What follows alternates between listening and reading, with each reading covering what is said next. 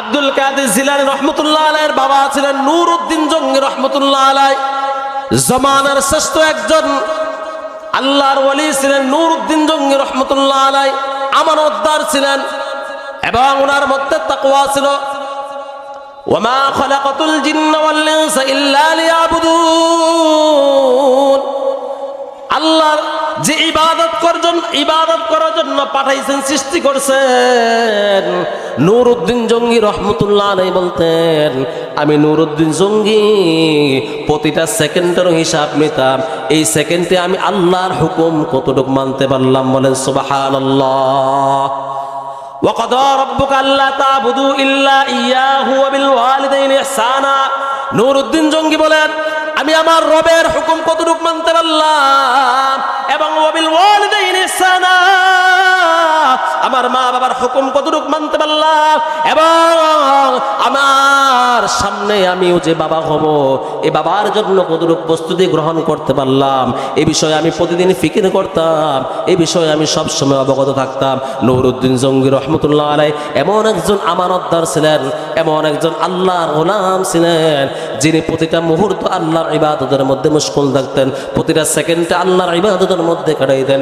নুরউদ্দিন জঙ্গি রহমতুল্লাহ আলাইহি সফরের মধ্যে বের হলেন, ওনার সব খাবার পুড়িয়ে যায়, খাবার সব শেষ হয়ে যায়।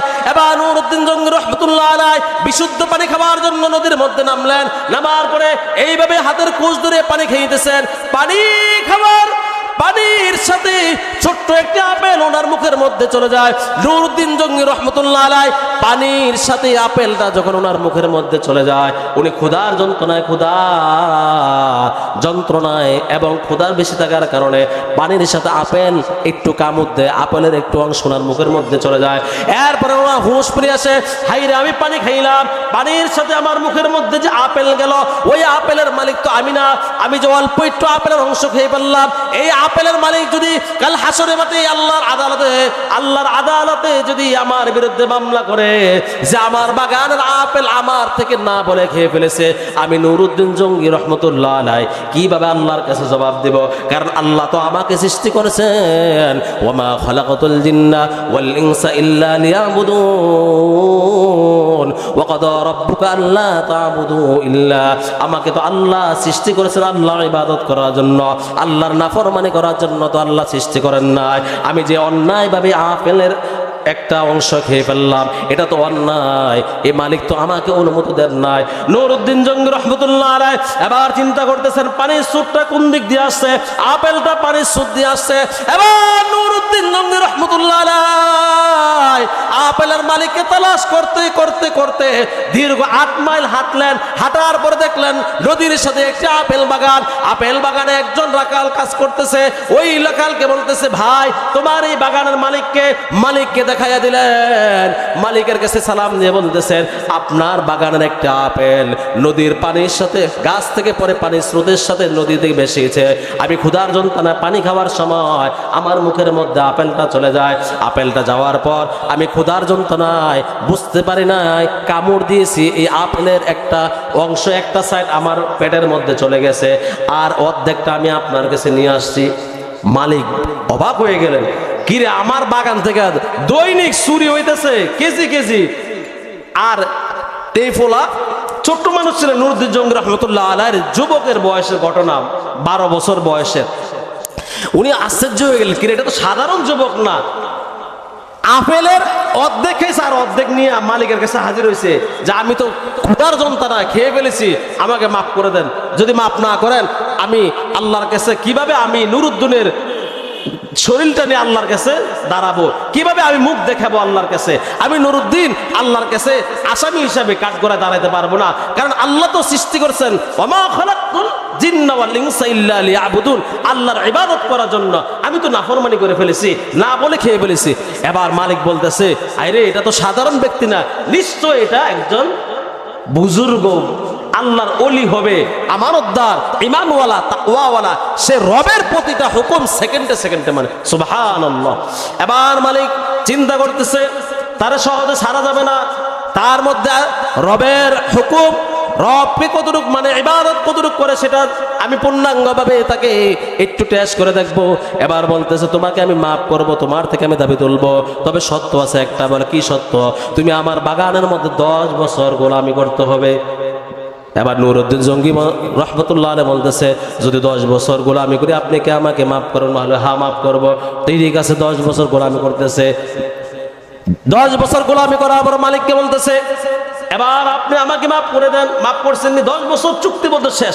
মালিক বলতেছে, মালিক 10 বছরে তারে ভালো করে দেখছে, কারণ বাত একটা টিপ দিলেই তো বোঝা যায় এটা বাত হয়েছে কি হয়েছে না। তো 10 বছর তাকে দেখছে, সে বুঝছে না তার আমল আখলাক, তার মধ্যে আল্লাহর ভয়, তার মধ্যে কতটুকু কি আছে সবকিছু যাচাই বাছাই হয়ে গেছে না।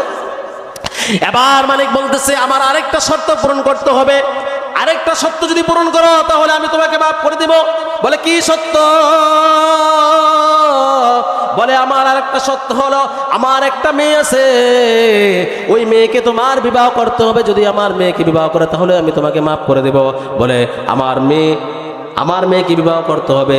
হ্যাঁ, আমার মেয়ের মধ্যে কিছু ত্রুটি আছে। কি ত্রুটি? আমার মেয়ে অন্ধ, চোখে দেখে না। আমার মেয়ে বোবা, কথা বলতে পারে না। আমার মেয়ে বয়রা, কানেও শোনে না। আবার আমার মেয়েটাও অসুন্দর, আমার মেয়েটা পাও দিয়েও হাঁটতে পারে না।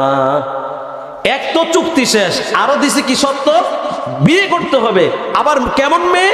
চোখেও দেখে না, অন্ধ, মুখেও কথা বলতে পারে না, বোবা, কানেও শোনে না, কি ভয়েরা, আবার পায়েও হাঁটতে পারে না। কি সত্যটা লাগাই দিছে নুরউদ্দিন জঙ্গি রহমতুল্লাহ আলাইহি। কোনোভাবেই ওনাকে বানাইতে পারতেছে না।